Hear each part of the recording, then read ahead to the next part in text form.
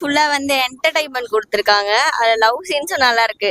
ஃபேமிலியோடயும் பார்க்கலாம். இது சின்ன பசங்களுக்கும் நல்லாவே என்டர்டைன்மெண்ட்டா இருக்கும். எல்லாரும் வந்து பார்க்கலாம்.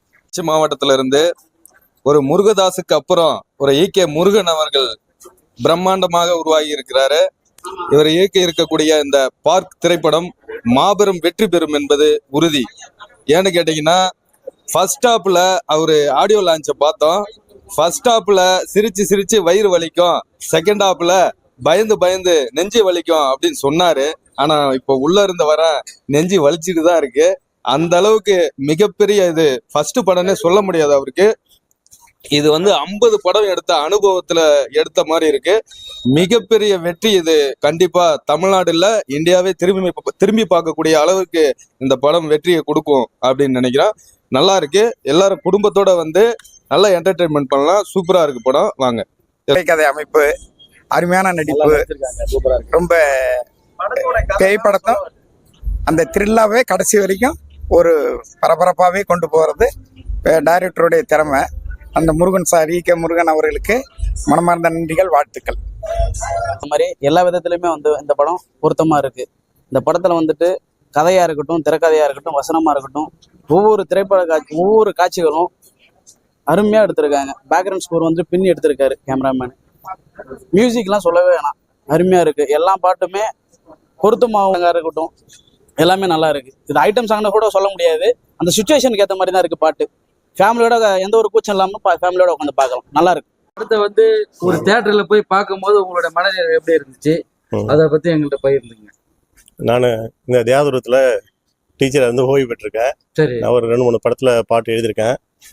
நம்ம டைரக்டர் முருகன் வந்து இந்த பாட்டை வந்து நல்ல முறையில் கொடுத்து இளைஞர்களை வந்து நல்லா கவர்ற அளவில் நீங்கள் பாட்டு எழுதணும் அப்படி கேட்டுக்கிட்டாரு. அதே போல் அந்த பாட்டை வந்து நானும் எழுதியிருக்கேன். இந்த பாட்டை வந்து குடும்பத்தோடு வந்து பார்க்கக்கூடிய ஒரு அளவில் கண்டிப்பாக இருக்கும். எல்லாரும் அந்த முணுமுணுக்கக்கூடிய சூழ்நிலை இருக்கும். இளைஞர்களை கண்டிப்பாக வந்து அதை கவரும், அந்த நம்பிக்கையெல்லாம் எழுதியிருக்கேன். இந்த வருஷத்தில் இங்கேயே நம்ம ஒரு 35 ஆண்டுகள் பணியாற்றதுனால இந்த சுற்றுவட்டத்தில் இருக்கிற மக்கள்லாம் வந்து எப்போ வரும் இந்த படம் எப்போ வரும்னு ரொம்ப ஆர்வமாக இருந்தாங்க. இது இந்த படம் நல்ல ஒரு வெற்றி படமாகும் அப்படிங்கிற நம்பிக்கை எனக்கு கண்டிப்பாக வந்திருக்கு. அந்த வந்து ஒத்துழைப்பு கொடுத்த அனைத்து நண்பர்களுக்கும் குடும்பத்தார்களுக்கும் என்னுடைய நன்றியை தெரிவித்துக் கொள்ளுங்க. ஓகே, முதல்ல யூடியூப் சேனல் எம்டிவிக்கும் கள்ளக்குறிச்சி சிட்டி என்ற யூடியூப் சேனலுக்கு நான் வணக்கத்தையும் நன்றியும் தெரிவிச்சுக்கிறேன்.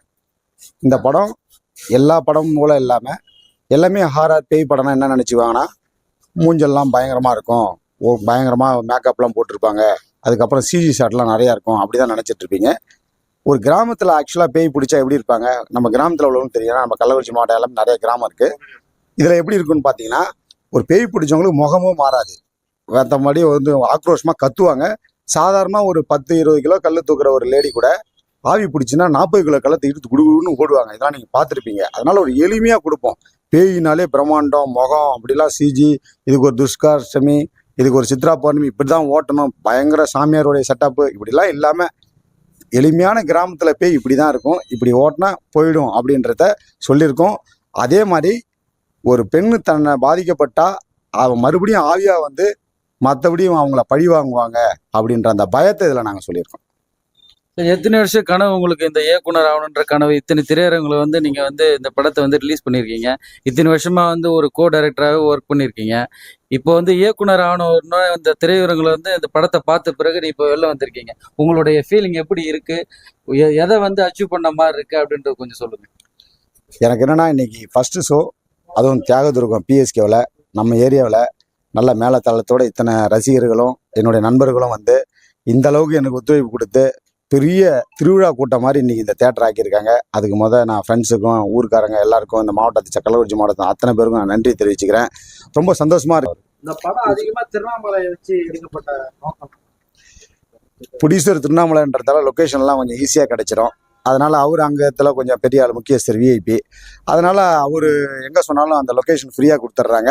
அதுக்கு தகுந்த மாதிரி எல்லா இடமும் இப்போ நீங்கள் பார்த்த அந்த பார் சீன்லாம் அங்கேயே இருக்குது. அமெரிக்கா செட்டப்பில் பின்னாடி வந்து ஃபாரினர்ஸ் நிறைய பார் வச்சுருக்கான். அந்த ஐட்டம் சாங் அங்கே தான் எடுத்தோம். நிறையா லொக்கேஷன் அங்கே இருக்குது. பார்த்தீங்கன்னா அந்த சாங்லாம் பார்த்தீங்கன்னா கொடைக்கானல் மாதிரி இருக்கும். அந்த சாங்குடைய பேக் ட்ராப்லாம் பார்த்தீங்கன்னா அதுக்கு எல்லாமே அங்கேயே இருக்குது எல்லாமே. அதனால் நான் ஒரு ப்ரொடியூசர் அந்த ஊருன்றதால திருவண்ணாமலையை மையப்படுத்தணும். அதேமாதிரி எல்லா படத்துலையுமே பேய்னா வீட்டை தான் காட்டுவாங்க. முடிய நம்ம ஏன் பார்க்கை காட்டக்கூடாது, ஒரு வித்தியாசமாக இருக்குமே அப்படின்றதால தான் பார்க்கை மையப்படுத்தணும். அதுக்கு தகுந்த மாதிரி திருவண்ணாமலை நல்ல லொக்கேஷன் அமைஞ்சுது. மக்களுக்கு ஒரு